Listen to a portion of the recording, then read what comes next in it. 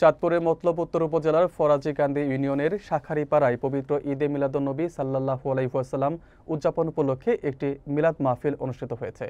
এই আয়োজনে প্রধান অতিথি হিসেবে উপস্থিত ছিলেন ফরাজিকান্দি ওয়েসিয়া শরীফ কমপ্লেক্সের সাজ্জাদান শিল্পীর কিবলা ও আমিরে আলা শায়খ সাইদ মাসুদ আহমদ বুরহানি আল আহমেদি ওয়েসি রিফাই।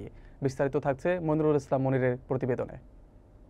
শুক্রবার সন্ধ্যায় মতলব উত্তর উপজেলার ফরাজিকান্দি ইউনিয়নের শাখারীপাড়ায় অবস্থিত দেওয়ান আব্দুল করিম মাস্টার হাফিজিয়া ও নুরানি ক্যাডেট মাদ্রাসায় পবিত্র ঈদে মিলাদুন্নবী সাল্লাল্লাহু আলাইহি ওয়াসাল্লাম উদযাপন উপলক্ষে এক মিলাদ মাহফিলের আয়োজন করা হয়। এই আলোচনা সভার প্রধান অতিথি হিসেবে বক্তব্য রাখেন নেদায়ে ইসলামের চেয়ারম্যান এবং ফরাজিকান্দি ওয়েসিয়া শরীফ কমপ্লেক্সের সাজ্জাদান শিল্পীর কিবলা ও আমিরে আলা শায়খ সাইদ মাসুদ আহমদ বুরহানি আল আহমাদি ওয়েসি রিফাই।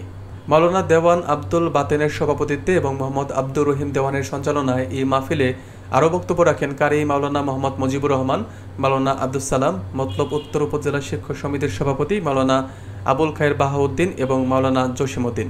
এছাড়াও আব্দুল বাসেদ দেওয়ান, আব্দুল হাসান দেওয়ান, মাহবুব আলম মিস্টার মেম্বার, মোহাম্মদ ফারুক মিয়া সহ স্থানীয় গণ্যমান্য ব্যক্তিবর্গ উপস্থিত ছিলেন।